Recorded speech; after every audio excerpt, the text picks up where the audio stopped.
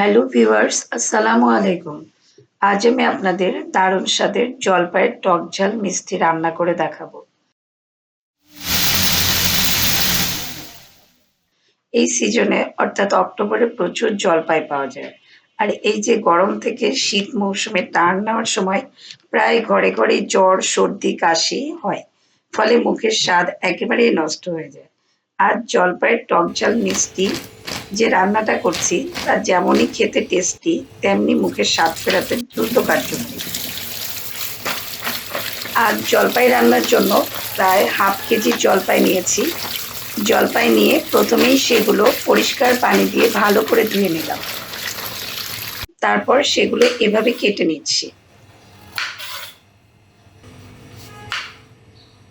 তাছাড়া জলপাই vitamin C সমৃদ্ধ, আয়রনেও ভরপুর, অ্যালার্জি প্রতিরোধক। আগে বলেছি জলপাইয়ের এই রান্না খুবই মুখরোচক।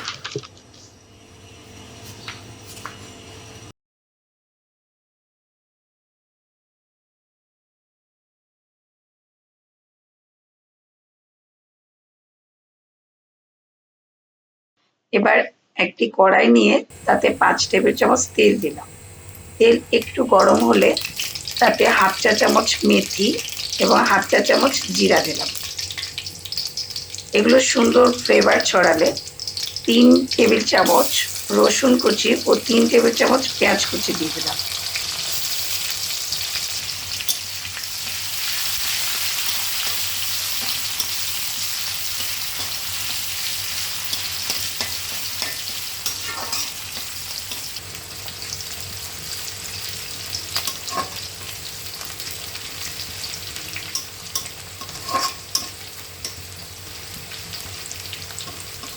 এগুলো ভালো করে ভেজে নিয়ে এর মধ্যে জলপাইগুলো ছেড়ে দিলাম।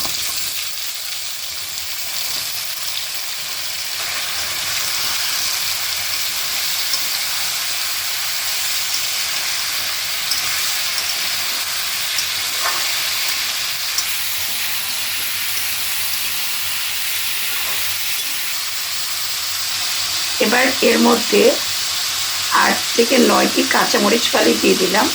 তারপর 1 টেবিল চামচের চেয়ে একটু বেশি লবণ ও 1 চা চামচ হলুদ গুঁড়া দিয়ে দিলাম। এবার ভালো করে নেড়ে চেড়ে নিচ্ছি।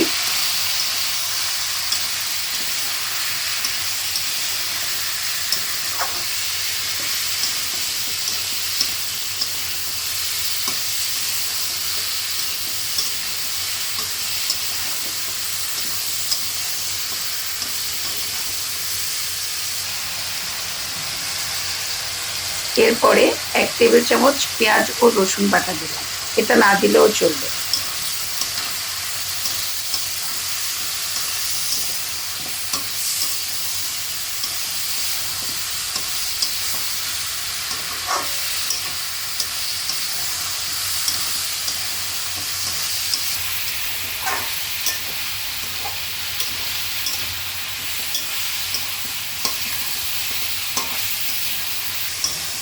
এবার 2-3 মিনিট ধরে ভালো করে আবারও নেড়ে চেড়ে ঢাকনা দিয়ে দিচ্ছি। চুলার আঁচটি মাঝারি রেখেছি। 5 মিনিট পর ঢাকনা খুললাম।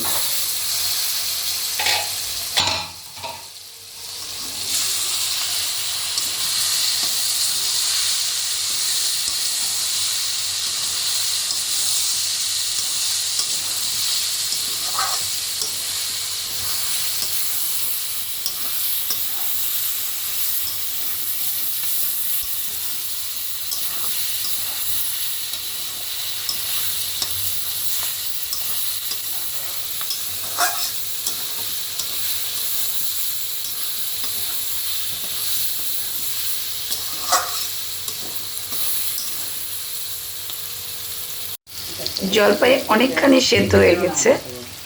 এটা খেতেও ভীষণ মজা লাগে, তাই আমি কয়েকটি জলপাই উঠিয়ে রাখলাম।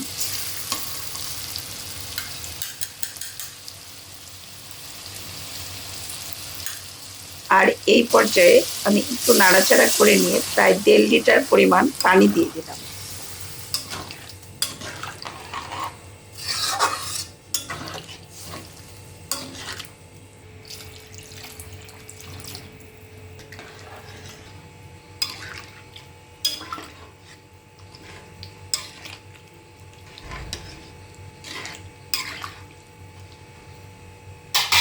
তারপর ঢাকনা দিয়ে দিচ্ছি।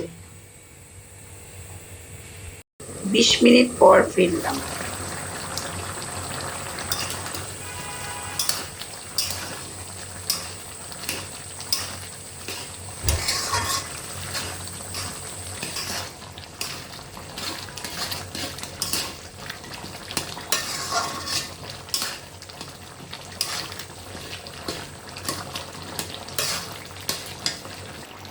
জলপাই পুরোপুরি সেদ্ধ হয়ে গেছে আর যথেষ্ট পানিও রয়েছে। এরকম পর্যায়ে আমি 2 কাপ পরিমাণ চিনি দিয়ে দিলাম।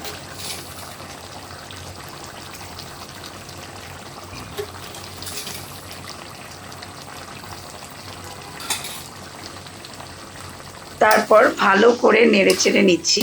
চুলার আঁচটা মাঝারির চেয়ে আরেকটু কমিয়ে দিচ্ছি এই অবস্থায়।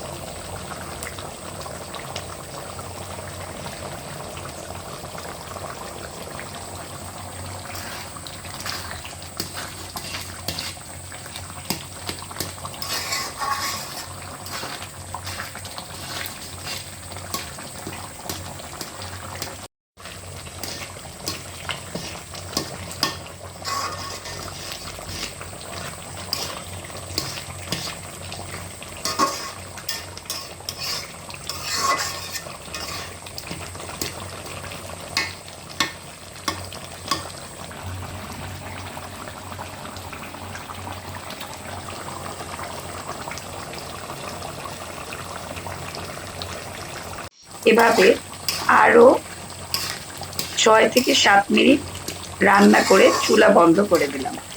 জলপাইয়ের এই টক ঝাল মিষ্টির ঝোলটা আরও রাখা যেতে পারে। আমি এই পর্যায়ে নামিয়ে ফেলছি।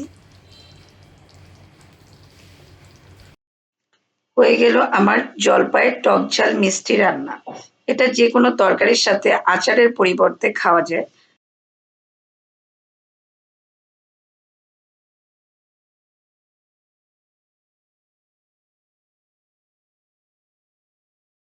তাছাড়া নরমাল ফ্রিজে অনেকদিন রাখা যায়।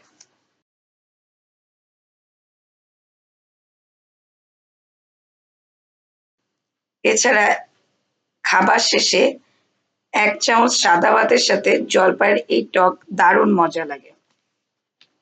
আশা করি আপনাদের রেসিপিটি সহজ এবং ভালো লেগেছে।